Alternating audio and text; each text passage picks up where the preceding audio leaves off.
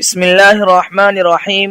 صرف 5 منٹ کا مدرسہ قرآن و حدیث کی روشنی میں 260واں دن 20 رمضان المبارک۔ نمبر 1، اسلامی تاریخ۔ مسجد قباء کی تعمیر۔ مدینہ منورہ سے تقریباً 3 میل کے فاصلے پر ایک چھوٹی سی بستی ہے جس کا نام قباء ہے۔ یہاں انصار کے بہت سے خاندان آباد تھے اور کلثوم بن حدم ان کے سردار تھے۔ ہجرت کے دوران حضور صلی اللہ علیہ وسلم نے پہلے یہیں قیام فرمایا اور کلثوم بن حدم کے گھر میں مہمان ہوئے۔ حضور صلی اللہ علیہ وسلم نے یہاں اپنے مبارک ہاتھوں سے ایک مسجد کی بنیاد ڈالی جس کا نام مسجد قباء ہے۔ مسجد کی تعمیر میں صحابہ رضی اللہ عنہم کے ساتھ ساتھ آپ صلی اللہ علیہ وسلم خود بھی کام کرتے تھے اور بھاری بھاری پتھروں کو اٹھاتے تھے۔ ایک صحابی رضی اللہ عنہ نے یہ شعر کہا، لئن قعدنا والنبی یعمل لذاک منا العمل المضلل۔ ترجمہ، اگر ہم بیٹھے رہیں اور نبی کام کریں تو ہمارا یہ عمل گمراہی کا سبب ہوگا۔ یہی وہ مسجد ہے جس کی شان میں قرآن مجید میں ہے، لمسجد اسس علی التقوی من اول یوم الی آخرہ، یعنی وہ مسجد جس کی بنیاد پہلے ہی دن سے پرہیزگاری پر رکھی گئی ہے، وہ اس بات کی زیادہ مستحق ہے کہ آپ صلی اللہ علیہ وسلم اس میں نماز کے لیے کھڑے ہوں۔ اس میں ایسے لوگ ہیں جن کو صفائی بہت پسند ہے اور خدا پاک و صاف رہنے والوں کو پسند فرماتا ہے۔ حضور صلی اللہ علیہ وسلم یہاں 14 دن قیام فرما کر جمعہ کے دن مدینہ طیبہ کے لیے روانہ ہو گئے۔ نمبر 2، حضور صلی اللہ علیہ وسلم کا معجزہ، اونٹ کا آپ صلی اللہ علیہ وسلم سے شکایت کرنا۔ ایک دفعہ رسول اللہ صلی اللہ علیہ وسلم ایک انصاری کے باغ میں تشریف لے گئے۔ وہاں ایک اونٹ کھڑا تھا۔ رسول اللہ صلی اللہ علیہ وسلم کو دیکھ کر بلبلانے لگا اور اس کی دونوں آنکھوں میں آنسو ڈبڈبا آئے۔ رسول اللہ صلی اللہ علیہ وسلم نے قریب جا کر اس کے سر اور کنپٹی پر ہاتھ پھیرا تو وہ چپ ہو گیا۔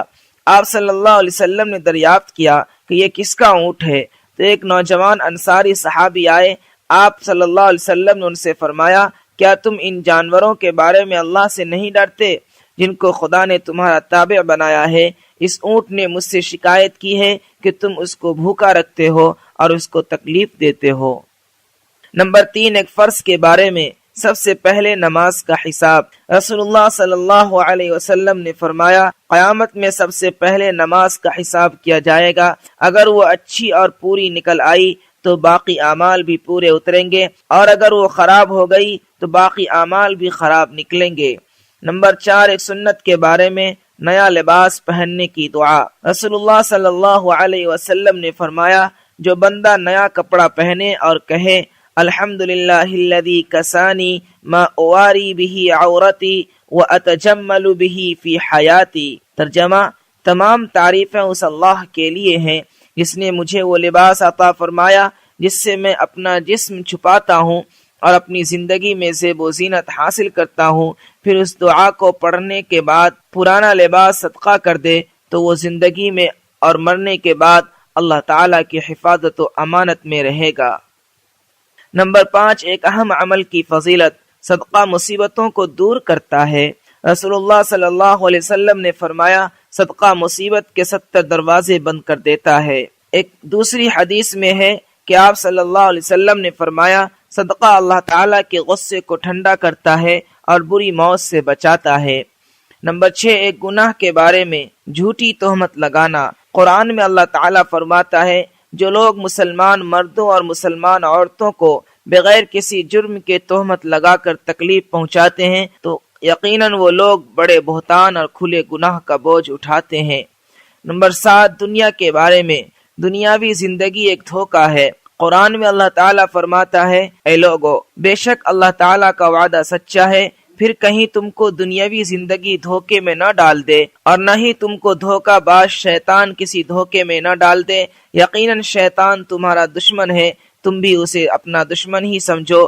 وہ تو اپنے گروہ کے لوگوں کو اس لیے بلاتا ہے کہ وہ بھی دوزخ والوں میں شامل ہو جائیں۔